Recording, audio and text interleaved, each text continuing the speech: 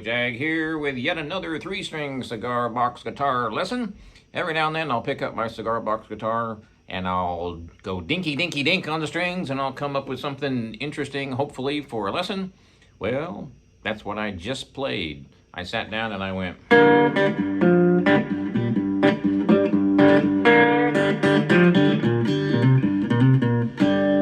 or something along those lines, and I thought this is a simple way to play open G tuning boogie woogie blues. It's not a fast song, it's not like a John Lee Hooker swinging type of deal, but it's a bluesy thing nonetheless. So let's get right to it. 3-string tuned to open G. This is an A string tuned down to G.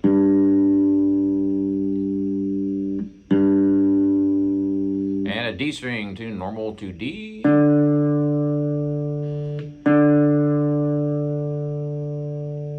And a G string tuned normal to G. Always tune your G string normal. So I'm using my fingers. As you probably know, if you've seen some of my other lessons, I rarely use a pick. And this one, I really like to do this with my fingers. You can use a pick as well if you like. It's easier because I'm using my thumb and my first and second fingers. Thumb goes on the 3rd string. First finger is going to be on the 2nd string, and my second finger is on the 1st string. So what I'm doing here is bending up the 1st string on the 3rd fret just a bit. I'm playing all 3 strings. And I'm going to bend up that 1st finger, 1st string. Just about a 1/4 of a bend. And I'm choking with the fretting hand. Not joking, choking.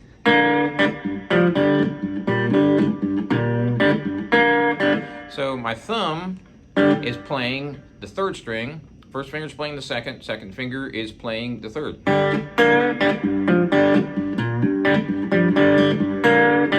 And what I'm doing is sort of a claw hammer. I guess that's the best way you could describe it. Playing all 3 strings at once, plucking them. I'm not using my pinky at all, or my 3rd finger, by the way. So when I bend up, I'll get up real close to the camera here. And I'm choking with this hand. I'm also using my thumb. Claw hammer. So let's take a look at the left hand.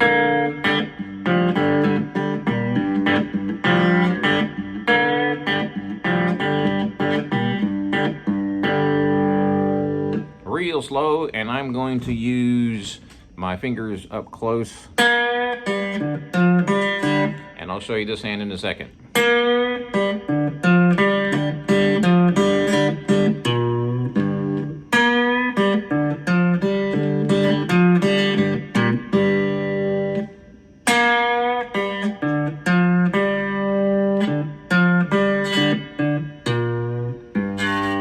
Now, it's kind of hard to see my right hand when I zoom in on the left hand. So I'm going to do one more of these.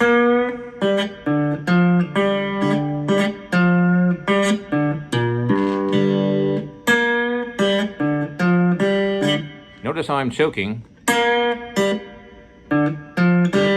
Right there.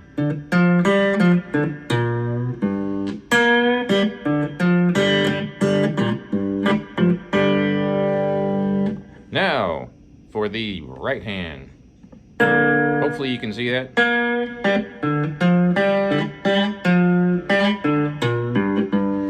There's a lot going on here, and it's a little bit tricky.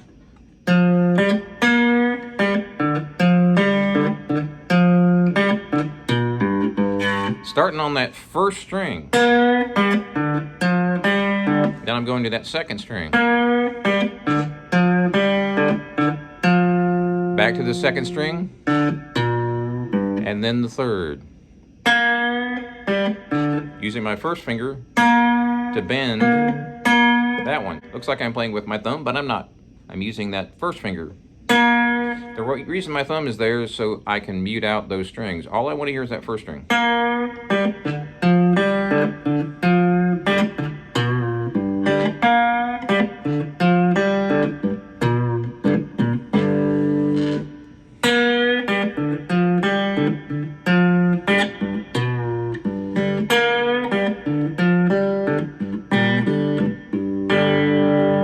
I'm also muting. So these fingers are flopping around a lot. So all those mutes are done with this hand. Well, some of them with the right hand. So let me show you something here. I'm going to lower this camera and I'll show you a nice trick with my right hand. I'm going to be muting with the right hand.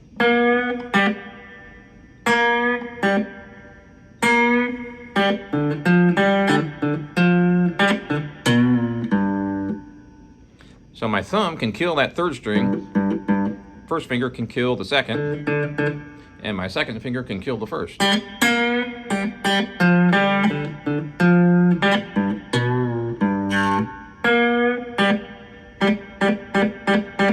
So you see how I'm going back to the string after I pluck it to kill it.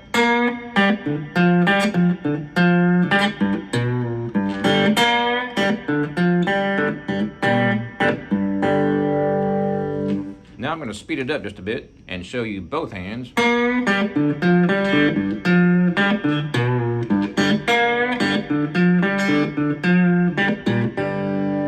It's sort of the same thing twice, but the second time around it's slightly different. Notice how I'm pushing this up to bend it. I'm muting with this hand.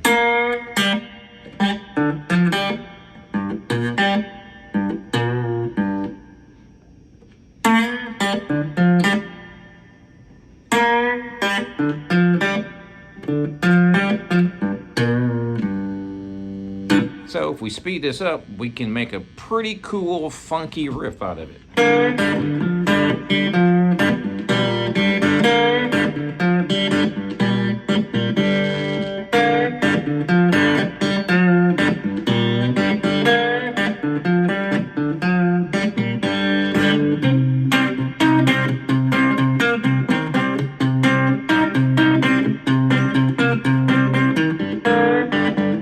Now what was that, Jag? Well, that was a 4 chord. That's C. I'm playing basically the same riff, but now I'm borrowing all the way across and I'm using my pinky 3 frets up on the first string and on the second and the third.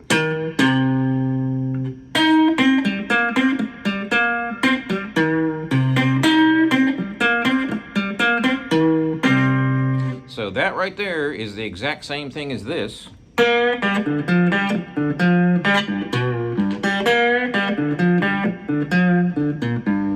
Except I'm playing the open string.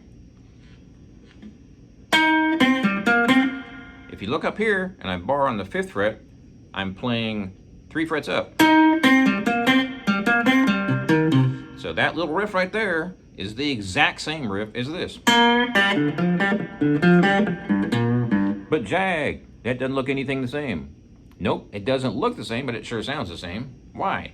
Because this is an open string. So I don't need to fret down here. If I go up to here, I have to fret with my first finger here and my pinky here. Does that make sense? That's because I'm not playing open strings. But if I go down here, half of those notes are open strings. I don't have to fret them at all. So no fret. So what is all this about? It's just a little riff. And it shows you how you can get a lot of notes out of just 3 strings.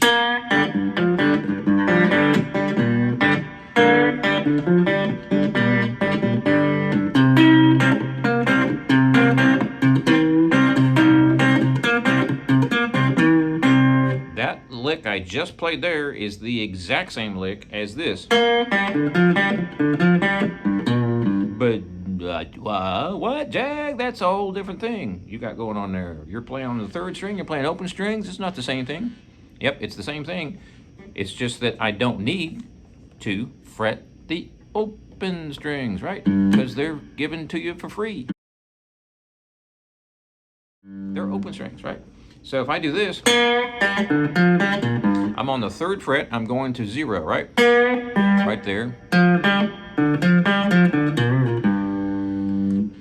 I don't have to fret any of those open strings, so it looks totally different, but it's exactly the same.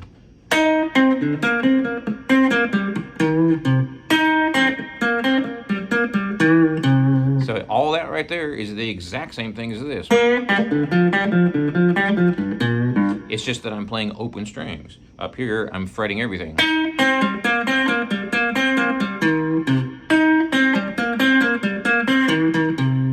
And I'm only using my first finger and my thumb.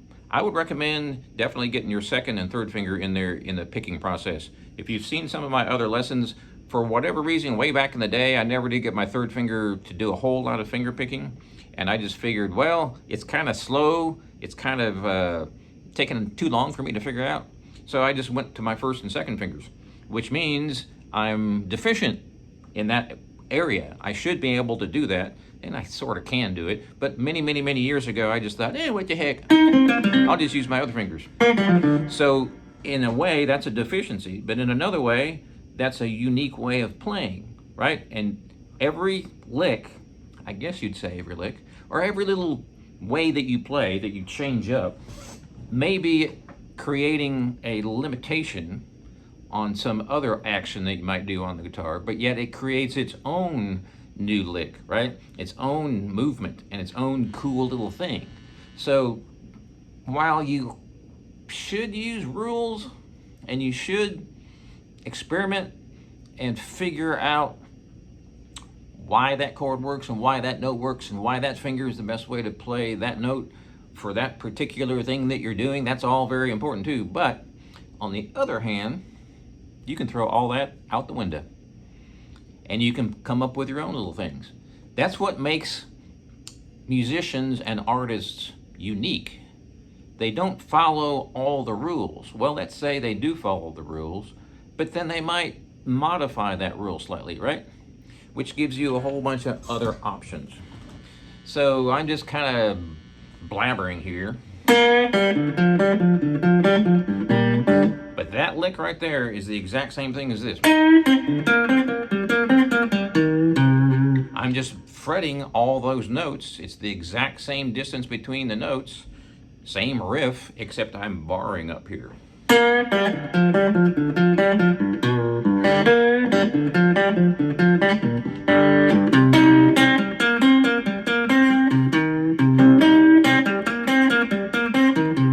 So notice how I played that exact same riff, open G down here, so that's the lower note, or the lower chord, I guess, or lower riff. Now when I go up to here, that's the 4 chord, right? I'm playing the riff on the 1 chord. So that's playing the riff on the 1 chord. Here's playing the same riff on the 4 chord. Now we go back to the 1 chord. Now I go to the 5 chord. I play the same riff.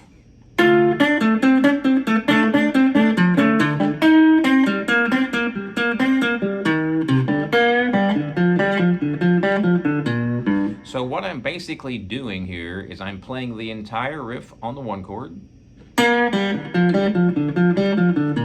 and the entire riff on the 4 chord and the entire riff on the 5 chord. I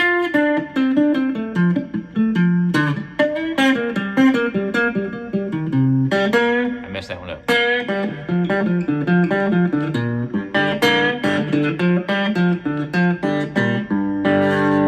So it's a riff for the 1 chord, it's the same riff for the 4 chord, and the same riff for the 5 chord. For those of you who've been playing blues for a while, you're like, yeah, I already know all that. I learned that a long time ago. But it's really fun to take segments of a song or a chord progression and do the same lick, but barring higher up on the fretboard. And you can do that for the 1 chord and the 4 chord and the 5 chord, or not. You can do it just on the 1 chord.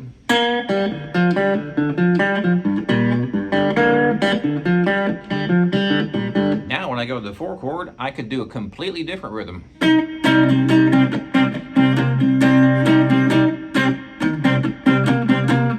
So that's your 4 chord, but it's a totally different rhythm. Now I go back to the 1 chord and play the other rhythm. Or the other lick, however you want to put it. Now I'm going to go to the 5 chord and play yet another rhythm for the 5 chord. It's still a 1-4-5, but I've got a different rhythm for the 1 and the 4 and the 5. So if we go up to the 5, let's see here, I might go, and that's your 5 chord. Now we're going to go back to the 4. Same length, right? Just a different riff. So you're sort of changing the rhythm of the 1 chord versus the 5 chord, or the 5 chord versus the 4. You just kind of jump around, experiment with it, and you'll figure out that the length of those is identical. Over time, your brain's going to kind of catch up on that. At first, it's a little bit tricky doing this, but once you do it a little while and you change your riff on the 1 chord from the 5, you kind of differentiate. It's still a 1-4-5, and you haven't changed your time signature at all. You've just slightly changed the riff every now and then on either the 1 or the 4 or the 5.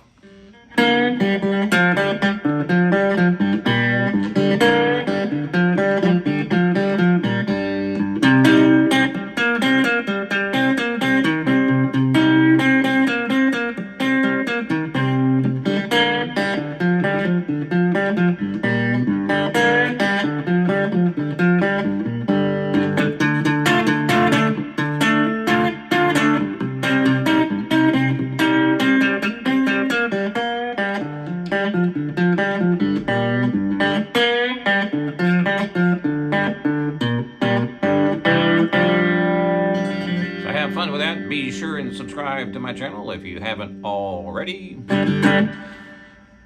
jagshouse.com. Cigar box guitars just like this one for 20 years. Got a new website too, bluesboyjag.com. We'll see you next time.